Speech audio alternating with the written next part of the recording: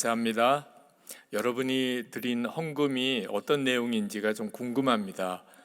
언제 한번 여러분 감사한 제목들을 교회에서 한번 쭉 정리하시면 저에게도 하나 파일로 보내주시면 좋겠습니다. 하나님이 주신 은혜를 자기 것으로 삼는 과정에 감사 헌금이라는 과정이 있음을 꼭 기억하시기 바랍니다. 은혜는 많이 받았는데 하나님이 나에게 무슨 말씀을 주셨고 내가 무엇을 깨달았고 어떻게 회개했고 어떻게 결단했는지 다 하나님의 은혜거든요. 그걸 정확하게 내가 하나님 앞에 이렇게 깨달았습니다. 이렇게 회개했습니다. 제가 이것을 붙잡았습니다. 제가 이렇게 살기로 결단했습니다. 라고 정확하게 여러분이 감사하고 고백한 것만 여러분의 것입니다. 그래서 매일 일기를 써보라고도 그렇게 권합니다. 오늘 드린 헌금도 하나님의 놀라운 계획이 있는 정말 성령께서 여러분에게 주신 은혜를 인치려고 주신 것이라고 믿고요. 이제 부흥회가 오늘 끝납니다. 3일 동안의 집회 중에 하나님이 나에게 주신 말씀, 깨우쳐 주신 것, 내가 분명하게 회개하고 분명하게 믿게 된 것, 그리고 이렇게 살기로 결단한 것이 무엇이었는지를 이제 다시 한번 정확하게 여러분이 하나님께 감사로 올려드리게 되기를 축복합니다. 여러분의 일기 속에 명확하게 기록해 보시고 이 내용은 컨닝해도 됩니다. 집사님은 무슨 은혜 받았어요? 권사님은 이번에 어떤 은혜 받으셨나요? 서로 이렇게 물어보는 것은 굉장히 좋습니다. 자기가 미처 깨닫지 못한 거, 잊어버린 것을 그로 알게 되니까요. 부부 사이에도 가족들 서로도 꼭 서로 확인하셔서 이번 부흥회에 하나님이 주신 은혜를 정확하게 여러분이 기록하시고 그리고 그것을 하나님 앞에 정확하게 감사로 올려드릴 수 있게 되기를 축복합니다. 그러니까 진정한 부흥의 감사헌금은 이번 주일에 하나님께 드리는 거죠. 드린 헌금 위해서 기도하겠습니다. 아버지 하나님, 짧은 부흥의 기간이었지만 주님이 말씀으로 함께 하셨고 성령께서 깨우치시고 우리의 영의 눈을 열어주셨고 말씀 듣는 귀를 열어주셨고 무엇보다 주님을 바라보게 하셨고 주님이 주시는 말씀에 반응하게 하시고 결단하게 하시고 우리에게 심령의 갈망을 일으키시고 내 삶을 근본적으로 바꾸시는 역사를 행하셨음을 주님께 감사하여 올려드리는 헌금이 있습니다. 하나님 앞에 나올 때 감사할 마음이 뜨겁게 일어나고 또 그래서 주님 앞에 순종하여 드려진 이 헌금에 대한 하나님의 계획이 또한 크심을 믿습니다. 믿음으로 취하고 하나님께 감사로 드리게 하셨으니 저들의 심령에 오늘 밤에도 주께서 놀라운 말씀으로 임하시고 그리고 주님을 향한 갈망에 응답해 주시고 예수님과 온전히 하나 되어지는 놀라운 은혜의 삶으로 저의 삶 속에 역사해 주시기를 원합니다. 그동안 아무리 애써도 노력해도 안 되던 것들이 오늘 이 시간 주의 성령의 역사로 완전히 우리의 마음이 바꿔지는 역사가 일어나게 하시고 진짜 구해야 될 기도의 제목을 붙잡는 시간도 되게 하시고 무엇보다 놀라운 기도의 영으로 사랑하는 성도들을 온전히 사로잡으시기를 축복합니다. 3일 동안의 부흥회를 통해 하실 일을 오늘 밤에 놀랍게 이루어 주시옵소서. 하나님, 우리의 상한 심령도 또 병든 몸도 고치시고 오늘도 가정의 회복과 우리의 삶의 현장에서 하나님의 영광을 경험하게 하여 주옵소서. 우리의 인생이 이 부흥의 이전과 이후가 완전히 달라지는 역사가 일어나게 하옵소서. 영인제일교회를 이토록 부흥시키신 하나님, 임명수 목사님과 사랑하는 장로님과 모든 성도들 위해 기름 부으셔서 이렇게 한국교회도 다시 일으키시기를 축복합니다. 한국교회의 부흥에 불이 되도록 하나님 용인제일교회를 사용하여 주옵소서. 우리 주 예수 그리스도 이름으로 축복하며 기도합나이다. 아멘. 여러분 3일 동안 하나님의 큰 은혜를 부으시고 그리고 제 마음속에 이 용인제일교회를 통해서 한국교회를 하나님 새롭게 만드시려고 하는 뜻이 있으시구나, 그런 마음이 듭니다. 교회에 와서 함께 집회를 참여하고 말씀을 전하면서 또 우리 임병선 목사님과 만나서 대화하고 하면서 앞으로 하나님께서 한국교회 안에 귀하게 쓰시는 또 한 교회를 이렇게 놀랍게 세우시는구나 하는 것을 느끼게 됩니다. 그 말은 여러분 한 사람 한 사람이 또 굉장히 중요한 역할을 할 사람들이라는 겁니다. 이번에 왜 나는 죽고 예수로 사는 사람이라는 말씀을 전하게 하셨는지를 3일 동안 집회를 인도하면서 이렇게 제 마음에는 확 느껴지는 것이 있습니다. 그래서 오늘 이제 마지막 세 번째 말씀을 여러분에게 드리려고 합니다. 어쩌면 한국 교회를 위하여 드리는 말씀이기도 합니다. 오늘 말씀에 보면 굉장히 충격적인 말씀을 하고 계십니다. 오늘 요한일서 3장 10절에 보면 하나님의 자녀와 마귀 자녀들이 드러나게 된다고 그런 말씀을 하셨습니다. 아마 여러분들이 이 말씀을 들을 때 그렇지, 하나님의 자녀와 이 세상의 마귀 자녀로 세상의 사람들은 그렇게 쫙 구분이 되는 거지, 그렇게 큰 충격은 안 받으실 거예요. 네. 그리고 여러분들은 이 말씀을 들을 때 그렇지, 나는 하나님의 자녀지, 그런 생각도 아마 아주 쉽게 하실 거예요. 그죠? 왜냐하면 예수 믿으니까 나는 하나님의 자녀지. 여러분들이 그 전까지도 그렇게 크게 충격은 안 되실 거예요. 그런데 오늘 말씀 그대로 자세히 읽어보면 그 다음에 기준이, 하나님의 자녀와 마귀의 자녀로 구분되는 기준이 우리에게 갑자기 굉장히 두렵게 다가옵니다. 의를 행하는 자와 사랑하는 자, 그게 기준인 거예요. 하나님의 자녀와 마귀의 자녀로 사람은 쫙 갈라지는데 기준이 뭐냐? 예수를 믿는 사람, 이렇게 말씀 안 하시고 의를 행하는 자와 그리고 형제를 사랑하는 자, 그게 기준이라는 거예요. 자, 여기에 딱 미치면 여러분들이 갑자기 긴장하시게 되시고, 예수를 믿는다는 식으로만 이야기를 하면은 당연히 나도 예수 믿으니까 하나님의 자녀이지, 이렇게 생각이 드는데, 내가 의롭게 살고 있나, 또 형제를 사랑하는 사람인가,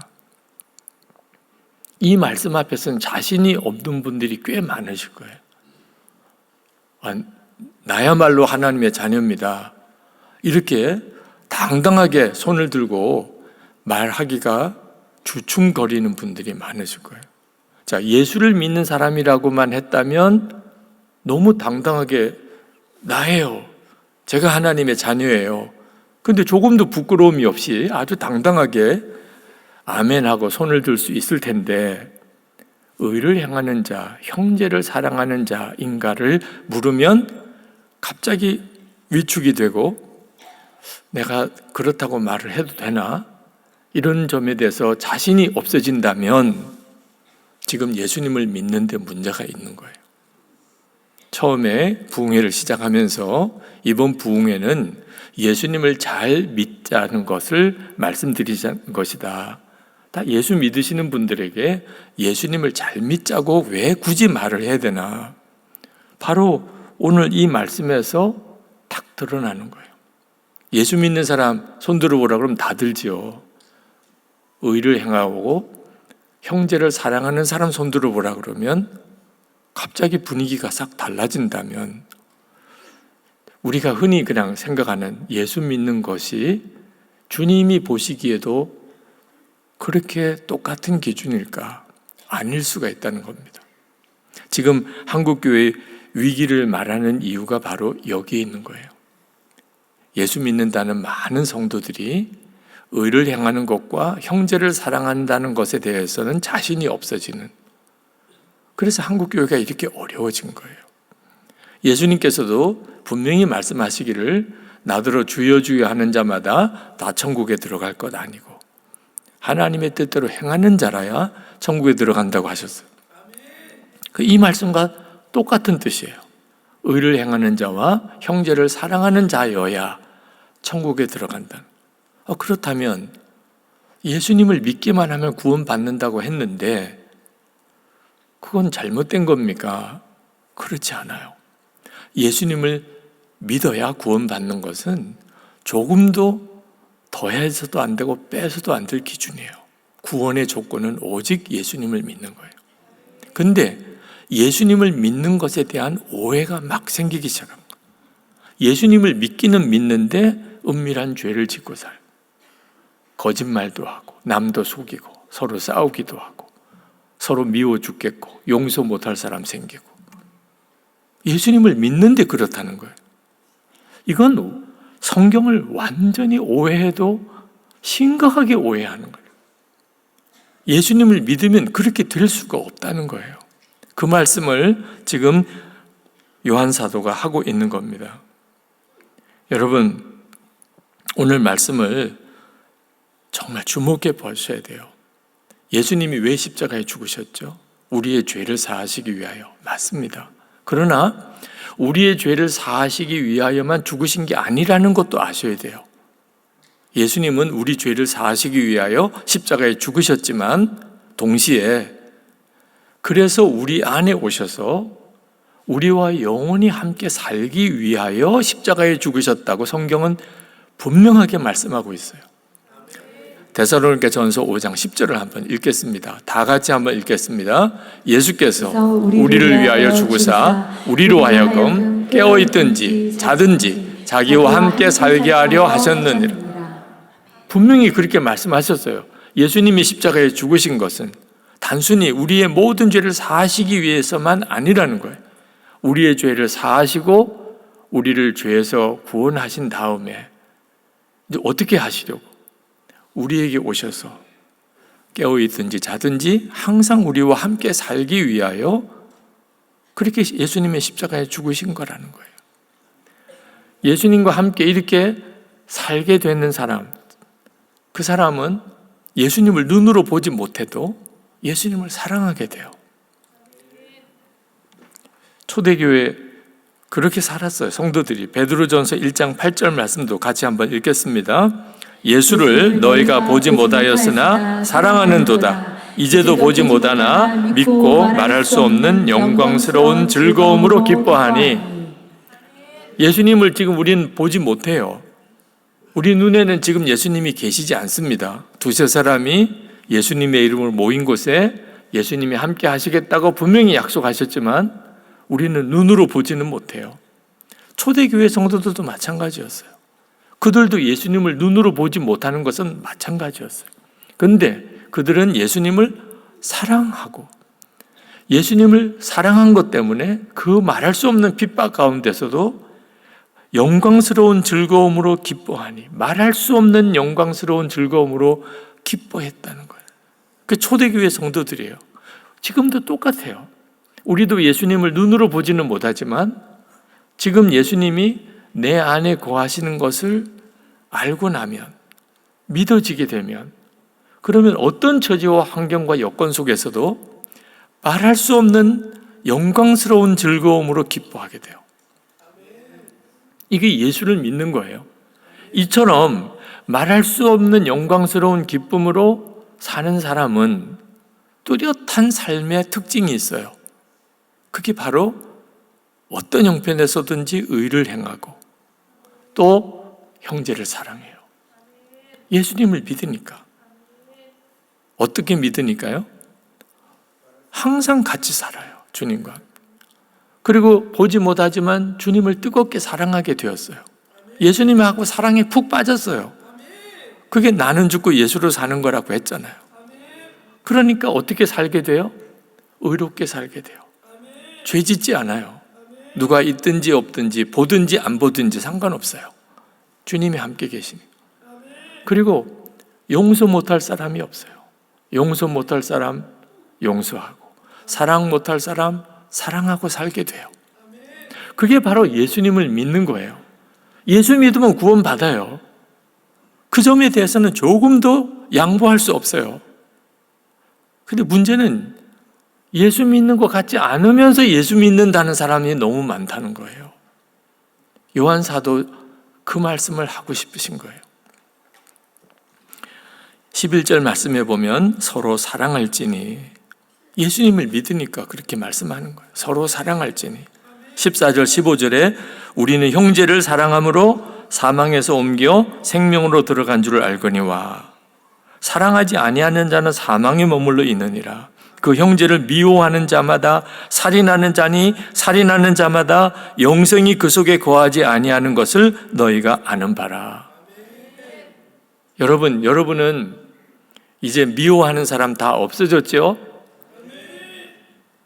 아직도 있어요? 어떻게 하려고 그래요?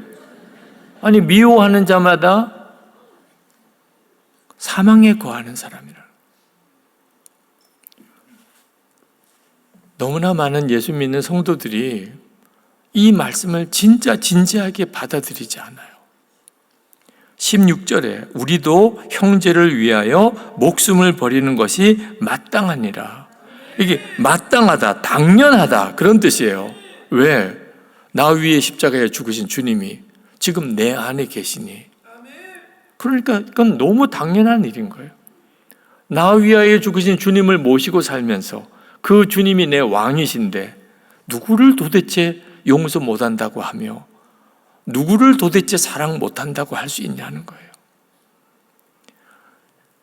용인제일교회가 그저 단순히 용인제일교회 안에서만 그저 행복해하고 그저 여기서만 은혜 누리고 사는 그런 교회는 이제 아니라고 생각이 들어요.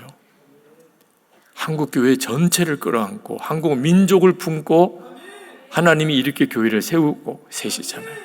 여러분 한 사람 한 사람의 신앙이 매우 중요해요. 예수 믿는 사람 어떤 사람이냐? 용인제일교회 와서 보라. 용인제일교회 교인들 한번 만나보라. 그렇게 당당하게 말할 수 있어야 돼요. 그러면 와서 보았더니 사람들이 용인제일교회 성도들이 어떤 사람들이길래 도대체 예수 믿는 사람 보려면 용인제일교회 와서 보라고 할 수 있나? 와서 보았어요. 뭘 보지요? 의롭게 사는 것과 형제를 사랑하는 것. 그 모습을 보고 야, 이 사람들은 진짜구나. 그렇게 고백할 수 있게 되어야 한다는 거예요. 여러분 오해하지 말 것은 의로운 삶을 이제부터 살아야 된다. 형제를 사랑하며 살아야 한다. 그런 의미가 아니에요. 그렇게 받아들이면 이건 율법이 되는 거예요. 이게 의를 행하는 것과 형제를 사랑하는 것도 구원의 조건처럼 그렇게 받아들여져요. 이상하게 복음으로 시작했다가 율법으로 마치는 교회도 그런 성도들도 많았어요. 그럼 뭐라는 뜻이죠? 예수님을 믿으면 의를 행하며 살게 되고 형제를 사랑하며 살게 된다는 겁니다. 그러니까 복음인 거예요. 여러분이 하나님의 말씀대로 성령의 역사하심을 전적으로 거부하지만 않는다면 그러면 주님은 여러분을 그렇게 만드세요. 혹시 지금 내가 잘못하는 게 많은데 교회는 다니지만 가정에서나 직장에서나 일터에서나 내가 의롭게 살다고 말할 수 없는데 또는 내가 정말 형제를 사랑하는 사람인가? 나는 사랑이 너무 없어. 미운 사람도 많고 다투는 사람도 많고 교회는 다니기는 하지만 맨 가족이나 친척이나 주변 사람들 심지어 교인들끼리도 마음이 안 들고 서로 다투고 그렇게 사는 사람들 오늘 이 자리에 계시다면 그러면 주님은 여러분을 바꾸실 거예요. 이제 사람이 보나 안 보나 의롭게 살며 용서할 수 없는 사람을 용서하고 사랑할 수 없는 사람 사랑하게 만드실 거예요. 누가 그렇게 하신다고요? 주님이 그렇게 하시고. 도대체 주님이 어떻게 그렇게 하시지? 왜 지금까지는 안 하시고 이제부터 하신다고 하신 거죠? 단 하나 분명하게 우리가 믿어야 될 게 있어요. 그게 뭐냐면 예수님이 정말 내 안에 계신 것을 그거 하나는 우리가 분명히 믿어야 돼요. 여러분 예수님이 내 안에 계신 것을 진짜 믿고 주님을 바라보고 살게 되면 아니 죄를 어떻게 지어요? 아니, 예수님이 진짜 내 안에 계신데 사람이 다 내 주변에 없어도 그 은밀한 시간이죠. 그런데 우리에게는 은밀한 시간이 없어요. 허다의 많은 증인들이 보고 있고 예수님이 내 안에 계신데 도대체 어떻게 의롭게 살지 않을 수 있어요? 나 위에 십자가에 죽으신 주님, 그리고 만물보다 더러운 내 마음속에 주님이 와 계신데 어떻게 용서 안 하고 어떻게 사랑 안 하고 살아요? 되는 거라니까요. 그렇게 살아야 된다가 아니고 우리가 진짜 예수님을 믿으면 의롭게 살고 사랑하며 살게 되는 거예요. 그래서 고린도전서 15장 57절에 우리 주 예수 그리스도로 말미암아 우리에게 승리를 주시는 하나님께 감사하노니, 주님이 승리를 주시는 거예요. 죄를 이기게 하고 미움을 이기게 하고 의롭게 살고 사랑하며 살게 주님이 만들어 주신다는 거예요. 나는 죽고 예수로 사는 것만 분명히 믿으면. 할렐루야. 그래서 복음인 거예요. 세상에서는 죄 지으면 그러면 붙들려 가고 재판받고 감옥에 갑니다. 세상에서도 그렇죠. 그런데 은밀한 죄를 지었다고 감옥에 잡아가는 데는 없어요. 아무도 모르는데 뭐. 세상에서 남을 때리고 그리고 죽이고 붙들려서 감옥에 가죠. 그런데 누구를 미워했다고 감옥에 가는 경우는 없어요. 세상 법에는. 근데 하나님 앞에서는 달라요. 하나님 앞에서는 의를 행하지 않고 그리고 형제를 사랑하지 않으면 그건 마귀 자식이라. 이건 얼마나 심각한 문제예요. 제가 이번 3일 동안의 집회를 나는 죽고 예수로 사는 복음을 여러분에게 전하려고 했던, 그것도 한 번만 아니고 3번이나 그 주제로 말씀을 전하려고 그렇게 마음에 하나님이 감동을 주신 이유가 바로 이렇게 중요하고 심각한 문제이기 때문에, 예수를 믿으면서도 실제로는 은밀한 죄, 습관적인 죄에 무너져 버리고 서로 미워하고 싸우고 다투고 살고, 부부끼리도 부모 형제 사이에도 부모 자식 사이에도 교인들끼리 사이에도 서로 미워하고 하나 되지 못하고, 그러면서도 예수님을 믿는다고 말하는 이게 너무 안타까운 거예요. 하나님이 이 땅 한국교회를 새롭게 하고 영적으로 다시 한번 영적 각성을 주실 때 반드시 해결하실 문제가 이 문제인 거예요. 예수님의 사람 제자훈련 수료식을 할 때 어느 나이 많으신 성도님이 제자훈련을 마치시고 늦게 예수를 믿으시고 그리고 교회에 늦게 나오시게 되고 그리고 이제 나이가 많이 드셔서 제자훈련도 받으셨어요. 수료식 때 간증을 하셨습니다. 깜짝 놀랄 고백을 하셨어요. 제자훈련 받으면서 비로소 예수님께서 제 안에 계신 것과 그리고 하나님의 사랑을 깨달았습니다. 그리고 성령께서 저에게 한 가지 일을 하게 하셨습니다. 그동안 제 완고함 때문에 상처를 받았던 며느리에게 찾아갔습니다. 그리고 며느리 앞에서 용서해달라고 빌었습니다. 그렇게 하나님께서 부어주신 사랑으로 우리 가정이 완전히 회복되었습니다.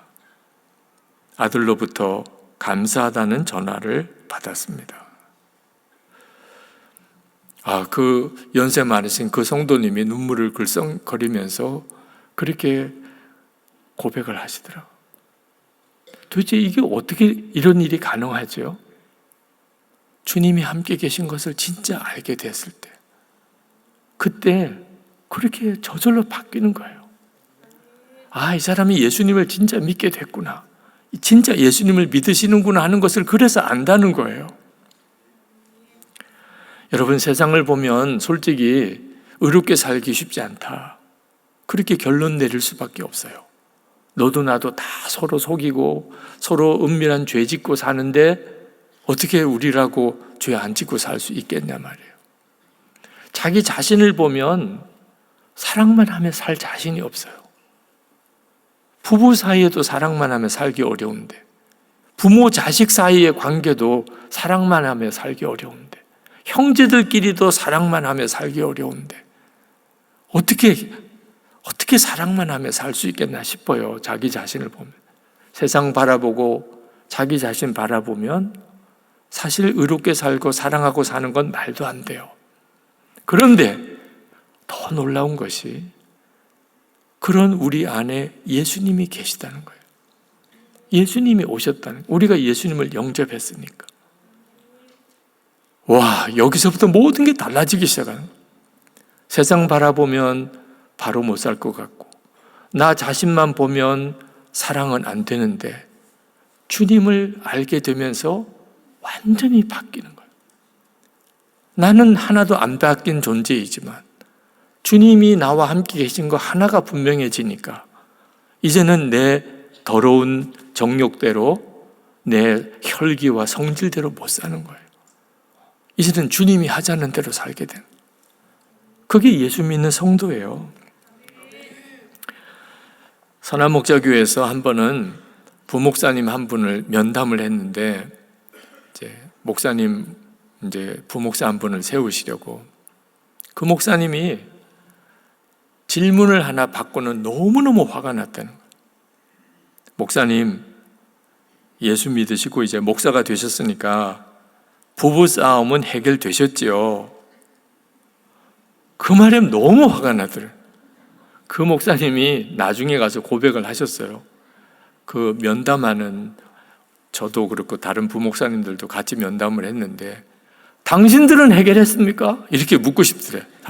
아니, 아무리 목사라도 부부싸움은 하고 사는 거지, 그렇게 생각이 들더래요. 사람인데 어떻게 부부싸움도 안 하고 사나. 그렇게 질문하는 그 질문이 너무 귀에 거슬리더래요. 근데 뭐 면담하는 자리니까 그렇게는 말을 못하고 그냥 씩씩거리면서 뭐 잘 해결은 안 됩니다, 이렇게 이제 고백을 했다고. 그러면서 그때는 뭐 너무 이해도 안 되고 그런 질문을 하는 것 자체가 화가 나더라고요. 근데 선한목자교회에서 예수 동행 운동을 함께 하고 주님의 마음에 계신 것에 대해서 명확하게 눈이 뜨이고, 그리고 난 다음에 지금은 왜 그 질문을 하셨는지 이해가 된다. 진짜 예수님과 함께 사는 목사인지, 정말 예수님이 마음에 계신 것을 믿는 목사인지를 물어보는 질문이었던, 예수님을 마음에 모시고 사니까 부부싸움이 안 되는 게 정상이죠. 여러분, 부부싸움 안 하시죠? 싸울 수가 없으시죠? 예수님이 마음에 계신데 어떻게 싸워요? 그런데 어떤 분은 그 질문 자체가 이해가 안 되는 사람. 아니, 아무리 교회 다니고 예수를 믿어도 그렇지, 아니 부부싸움 그걸 어떻게 안 하고 살아? 그 믿음도 대단한 믿음이에요. 네. 예수님도 못 말리는, 진짜 예수님도 못 말리는 성도라는 뜻이잖아요. 이제 진짜 예수님을 믿고 살자는 거예요. 저는 예수님과 동행하는 삶을 이렇게 살아오면서 제가 받은 가장 엄청난 은혜가 뭔지 돌아보면 용서한다고 하시는 주님의 말씀이었어요. 용서한다. 그래, 내가 또 너를 용서한다. 그래, 내가 너를 용서하겠다. 저는 그 용서하신다는 주님의 말씀을 수도 없이 들었어요. 그래서 지금 여기에 이렇게 서 있는 거예요. 만약에 하나님이 한 번이라도 나 더 이상 너 용서할 수 없어, 너 몇 번째야? 너 도대체 뻔뻔하게 이게 말이 되냐? 내가 너를 얼마나 용서했는데, 한 번이라도 주님이 그러셨다면 저는 거기서 끝났을 거예요. 한 번도 주님은 더 이상 용서할 수 없어, 그렇게 말씀 안 하셨어요. 어느 순간에는 저 스스로가 무너진 적이 있어요. 더 이상은 용서해 주실 리가 없어. 더 이상은 용서해 주실 리가 없어. 근데 그때 여전히 하나님이 나를 용서하셨구나. 그런 확신이 들어요. 어떻게 그런 확신이 들지요? 제 안에 여전히 계시니까. 만약에 하나님이 더 이상 나를 용서하지 않으셨다면 저를 떠나셨을 거잖아요. 주님이 여전히 제 안에 계시다면 저를 다시 용서하셨다는 뜻이잖아요. 그걸 깨닫고 그날 얼마나 많이 울었는지 몰라요. 여전히 저 안에 계시다. 오늘 이 시간에도 여러분 중에 하나님이 진짜 나를 여전히 버리지 않으셨을까? 오늘 부흥회에 나오기는 나왔지만 지금까지 여러분이 살아온 삶이 여러분 스스로를 정죄하고 있는, 하나님이 나를 다시 받으셨을까? 그러면 여러분 안에 하나님의 성령이 여전히 계신지를 확인해 보면 돼요. 여전히 계시다면 그러면 주님은 포기하지 않으신 거예요. 만약에 주님이 여러분을 포기하시고 정말 더 이상 여러분과 관계가 끊어졌다면 성령이 계실 리가 없어요.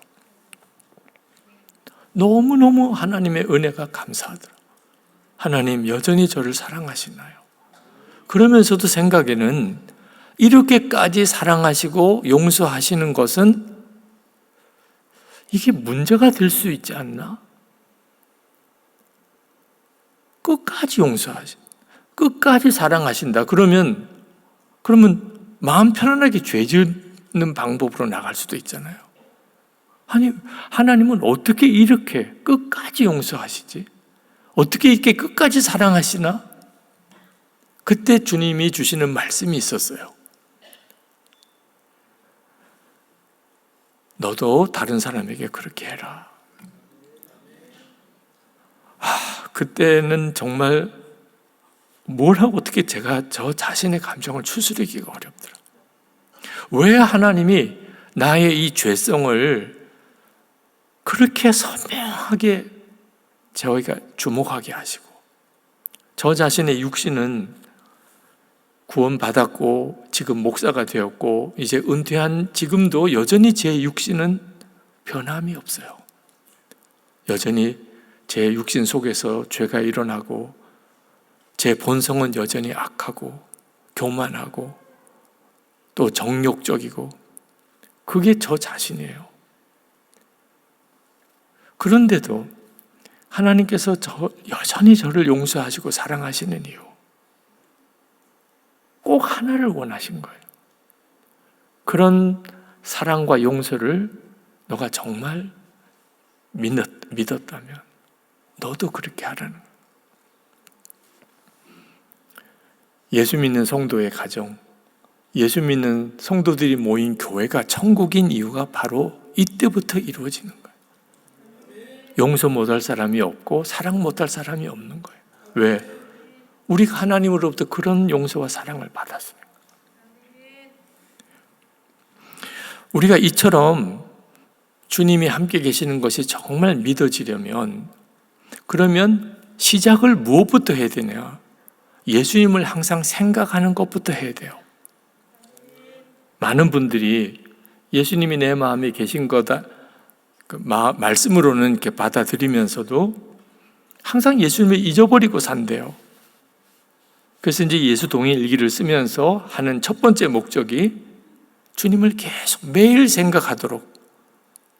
자, 여러분, 우리가 어떤 사람을 이렇게 마음에 확 들어오게 되는 경험을 하게 될 때가 있습니다. 어떤 형제가 어떤 자매를 보았어요. 스쳐 지나가듯이 보았어요.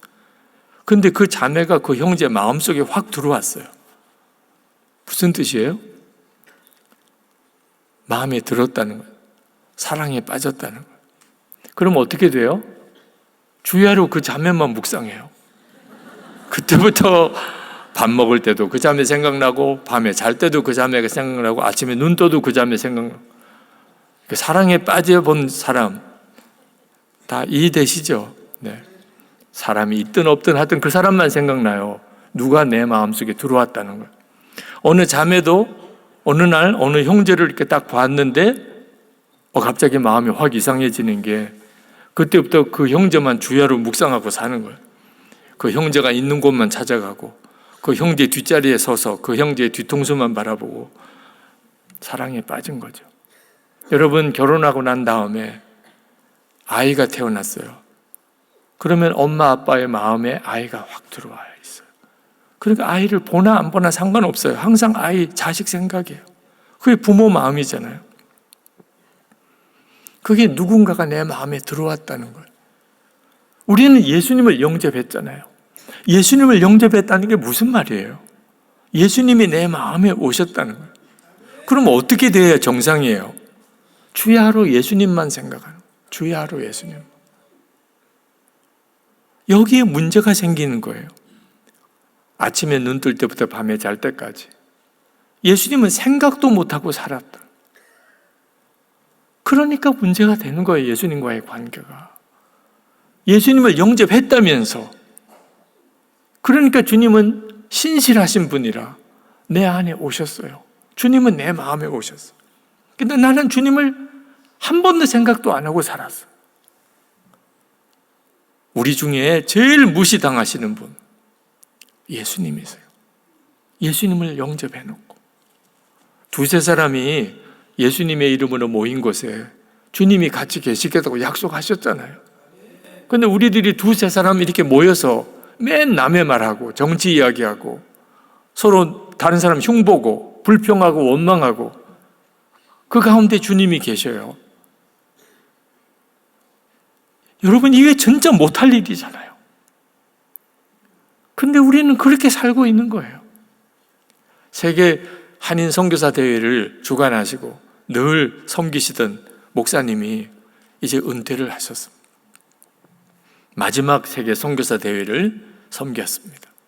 그 목사님에게는 101세가 되신 어머니 권사님이 계세요. 기도를 그렇게 많이 하시는 거예요. 그 목사님의 사역을 위해서, 목회를 위해서 계속 중보하신 어머님, 그 어머님께 찾아뵙고 선교사 대회를 잘 마쳤다고, 마지막 선교사 대회를 잘 감당했다고, 감사하다고 인사드리러 갔습니다. 물으시더래요. 이번에 많이들 모였냐고. 5,000명이 넘게 많이 모였습니다. 선교사님들은 많이 오셨냐? 예, 2,000명이 넘는 선교사님들이 전 세계에서 모였습니다. 그때 그 어머니 권사님이 그냥 전혀 예상치 못한 질문을 하시더래요. 예수님은 당연히 오셨겠지. 그 말씀을 듣는데 마치 얼음을 도끼로 찍어 깨트리는 것 같이 목사님의 생각에, 마음에 충격이 온 거예요. 예수님은 당연히 오셨겠지. 그 어머니 권사님은 당연히 그러셨겠지라고 하는 말씀으로 하신 거지, 뭐 질문으로 하신 것도 아닌 말씀이지만, 그 목사님에게 충격이 된 것은 그 큰 행사를 치르는 동안에 예수님 생각은 한 번도 안 한 것 같은 거예요. 그렇게 많은 성도들이 모이고, 그렇게 많은 선교사들이 모이고, 시간 예배와 행사가 진행되고, 엄청난 예산을 집행해야 되고, 너무나 많은 사람들을 만나야 되고, 정신이 하나도 없어요. 대회는 잘 맞춰졌어요. 예수님이 여기 계시지 생각은 했었나? 그 목사님이 교민 집회 때 그 고백을 하시면서 정말 가슴을 치시는 거예요.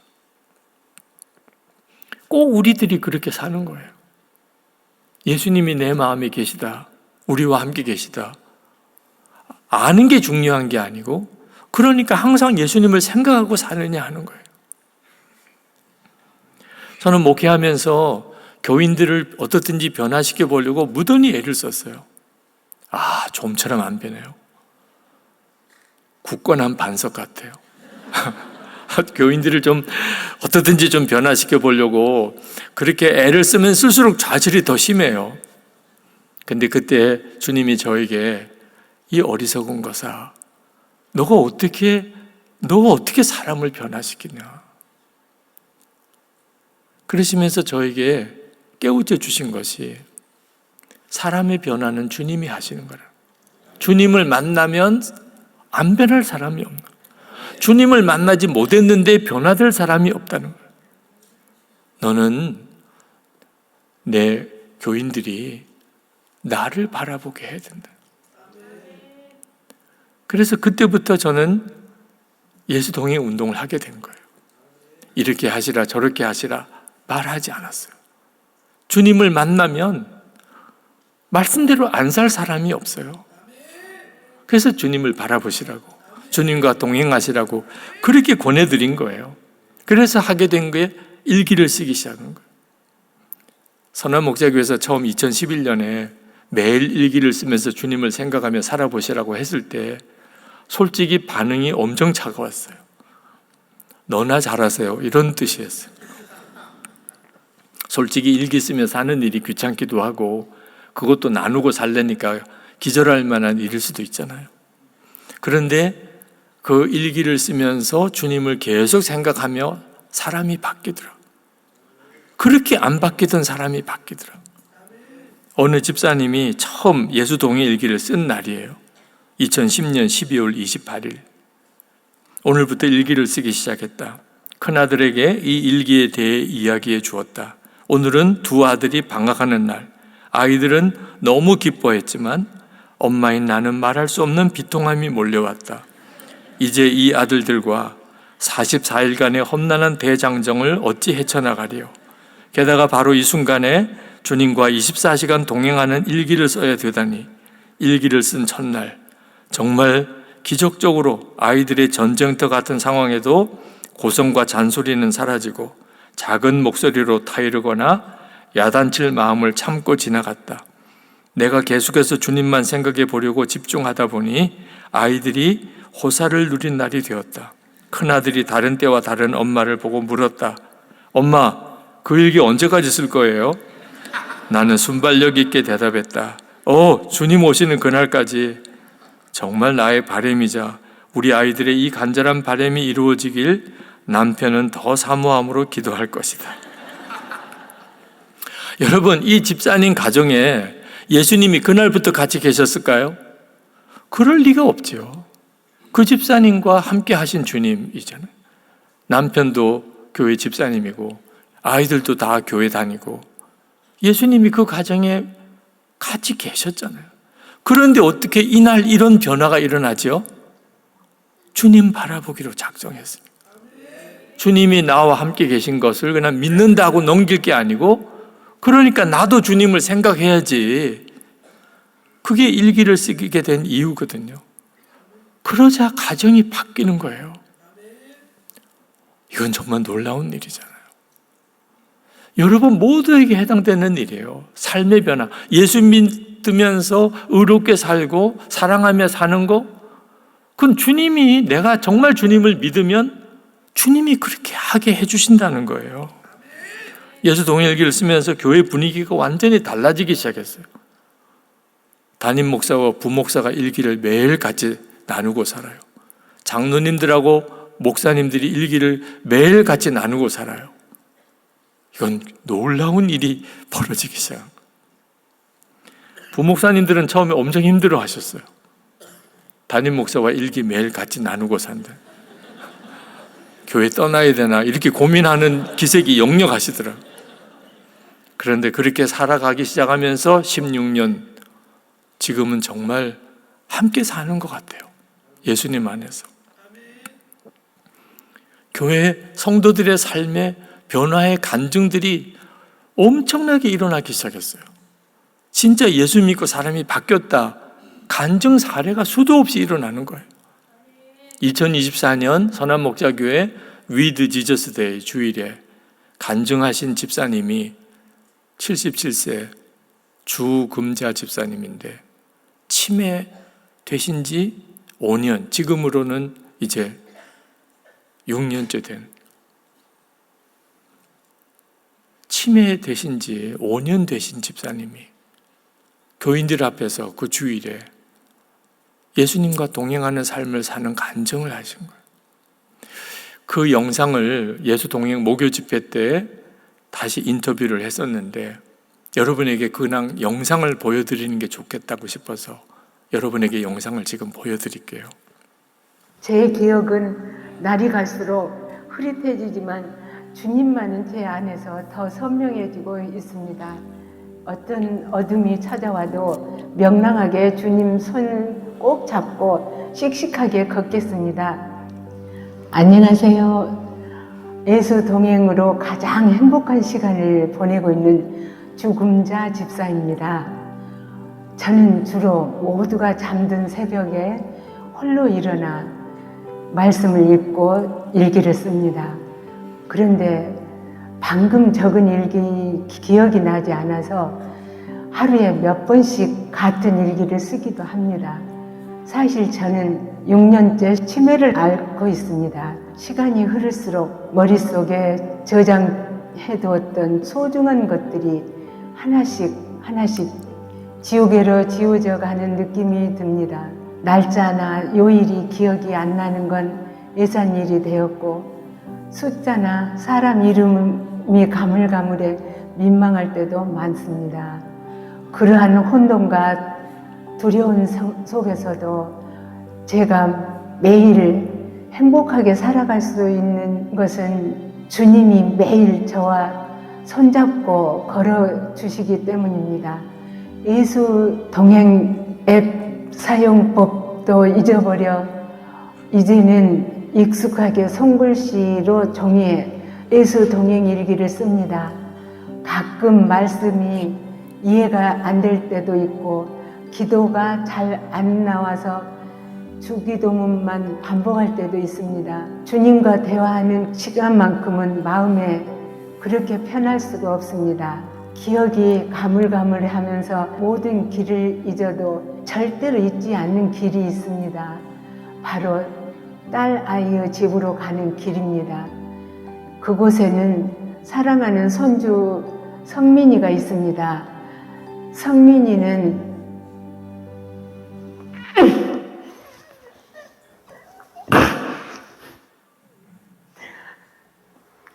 자폐성 장애를 가지고 있습니다.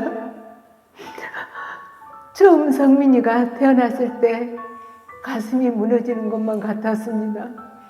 그런데 우리는 성민이를 통해 하나님의 더 깊은 사랑을 깨닫습니다. 성민이는 하나님이 우리에게 보내주신 진짜 복덩이였습니다. 성민이 덕분에 저는 딸도 믿음이 훨씬 깊어졌습니다. 성민이가 조금씩 성장해가는 모든 순간마다 우리 모녀를 홀로 두지 않으시고 성민이의 보호자 되어주시는 하나님의 세심한 손길을 느낍니다. 성민이를 돌보느라고 고생하는 우리 딸을 보면 저는 매일 다짐합니다. 주금자 정신 똑바로 차려. 우리 딸 도와야지. 내가 무너지면 안 돼. 딸 성민이를 향한 뜨거운 사랑이 치매와 맞서 싸우게 하는 가장 큰 힘이 되고 있습니다. 아주 소중하고 예쁜 손주예요. 아주 재롱도 다 부리고요. 성민이와 혜정이가 치앙마이로 선교를 떠났다. 혜정이 집에서 지우를 데리고 3일을 지냈다. 나는 3일간을 할머니로서 아주 멋지게 밥도 잘 먹게끔 할머니 노릇을 하려고 했는데 우리 사이가 아주 부지런히 밥이며 반찬까지 맛있게 부엌 일을 해버려서 나는 뻗대처럼 서 있기만 했다. 아고, 내가 한번 모처럼 부엌에서 솜씨 한번 내보려고 했는데 하기야 지금까지 아프다는 핑계로 제대로 반찬 한번 해본 적이 없다. 어찌 생각하면 남편에게도 미안하고 슬프다. 오늘부터라도 정신을 차리고 일기도 쓰면서 생활해 봐야지. 하나님 아버지, 나태해졌던 저를 정신 차리게 힘을 주셔서 감사합니다. 오늘부터 한 줄씩이라도 성경을 읽고 주님과 함께 동행하겠습니다. 저를 깨우쳐 주셔서 정말 감사합니다. 주님 사랑합니다. 10여 년 전 주님을 만나고 예수님 동행을 시작하면서 제 삶은 달라졌습니다. 주님이 제 그림자처럼 항상 곁에 계신다는 확신이 생기자 그 어떤 것도 두렵지 않게 되었습니다. 언젠가 치매가 더 깊어져 내가 하나님을 잊어버리고 사랑하는 딸과 손주마저 기억에서 지워진 날이 올지도 모른다는 생각에 가슴이 미어질 때가 있습니다. 그럴 때마다 저는 온 힘을 다해 큰 소리로 기도합니다. 주님, 저는 꼭 나을 거예요. 보란 듯이 일어나서 좋은 일 많이 하고 살 거예요. 설령 하느님께서 제 기도를 들어주지 않으셔도 괜찮습니다. 저는 이 치매마저 감사로 바꿀 준비가 되어 있습니다. 제 기억은 날이 갈수록 흐릿해지지만 주님만은 제 안에서 더 선명해지고 있습니다. 저에게 예수 동행 일기는 기도이며 주님을 잊지 않게 붙들어주는 어떤 약보다 귀한 최고의 치료제입니다. 제 생명이 닿을 때까지, 그리고 제 기억의 마지막 한 조각마저 사라지는 그 순간까지 저는 오직 주님만 바라보겠습니다. 어떤 어둠이 찾아와도 명랑하게 주님 손을 꼭 잡고 씩씩하게 걷겠습니다. 주님 감사합니다. 주님 사랑합니다.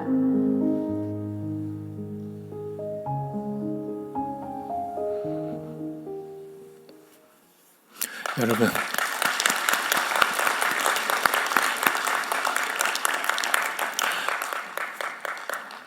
우리 죽음자 집사님 같은 경우가 정상적으로 예수님을 믿으시는 거예요. 예수님을 정말 영접하게 되는 순간에 일어나는 놀라운 변화, 죽음자 집사님만 아니고 여러분 모두에게도 허락된 은혜입니다. 혹시 여러분 중에 나도 저렇게 예수님과 좀 친밀하게 그렇게 동행하며 그렇게 살아보면 좋겠다 그러시는 분들이 있으시면 얘기의 챌린지에 한번 참여해 보세요. 지난 1월 26일부터 어떻게 예수님을 기쁘시게 해드릴까 그 생각만 하고, 그리고 주님이 깨우쳐 주시면 그대로 순종하고, 또 그렇게 살아본 것을 짤막하게 기록해서 카톡 오픈 채팅방에 올리는 얘기의 챌린지를 시작을 했는데, 지금 한 830명가량 한 달 정도 지났는데 함께 하고 계세요. 사순절 기간에 특별히 40일 챌린지를 하시라고 그렇게 도전하고 있는데, 정말 너무 놀라운 일이 성도들의 삶 속에 일어나는 거예요. 예수님 바라보고 살라 그러니까 너무 막연하대요.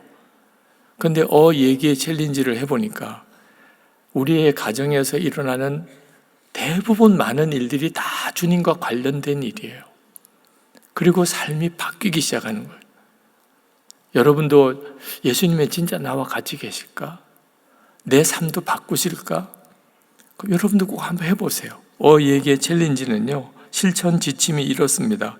일상에서 마주하는 다양한 상황 속에, 부부 사이에, 부모 자녀 사이에, 식사할 때 또는 교회 갈 때, 직장 갈 때, 너무나 많은 상황 속에서 어떤 일이 딱 닥쳐왔을 때, 두 번째, 어떻게 하면 예수님을 기쁘시게 해드릴까?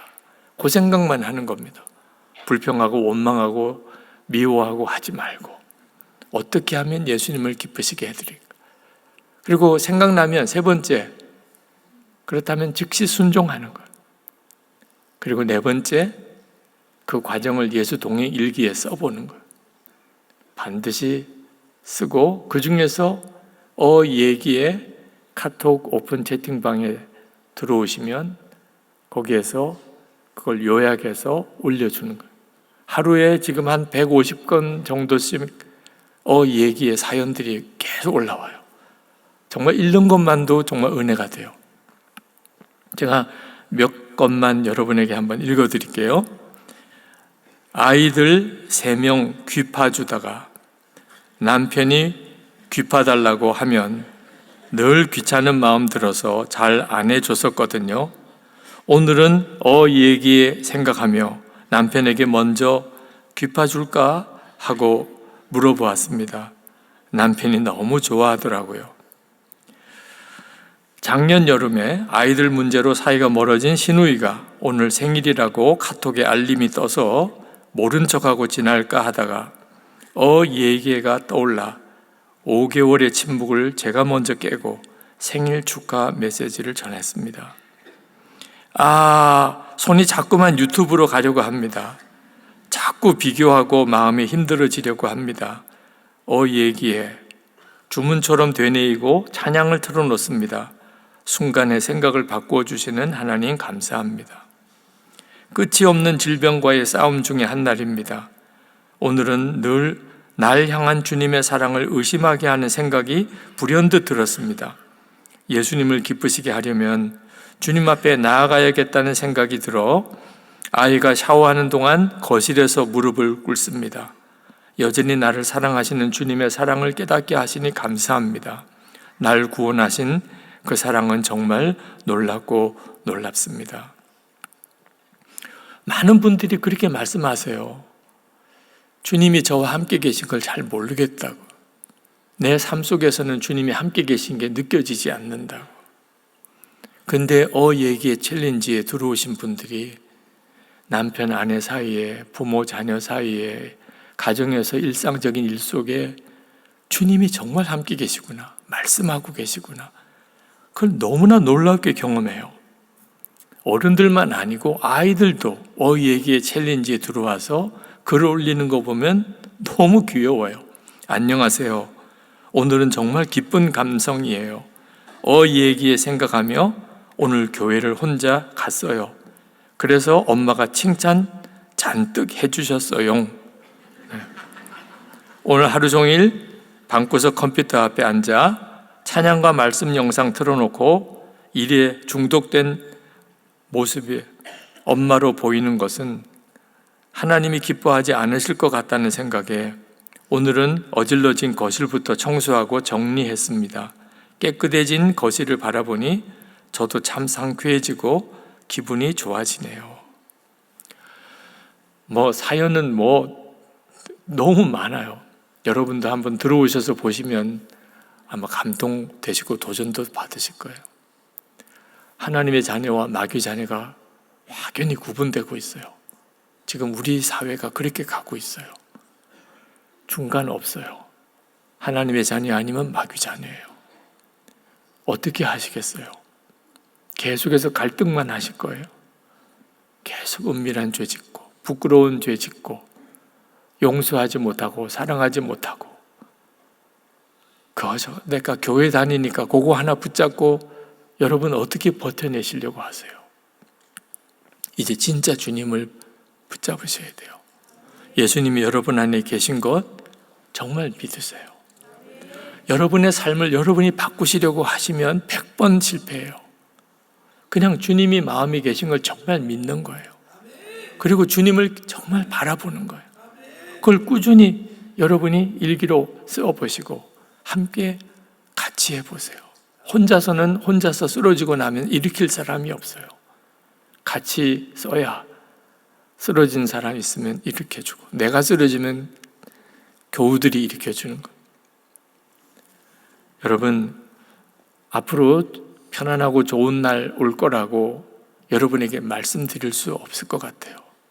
만만치 않은 그런 세월이 여러분 각자의 삶 속에 또 우리나라에도 닥쳐올지 모르겠어요.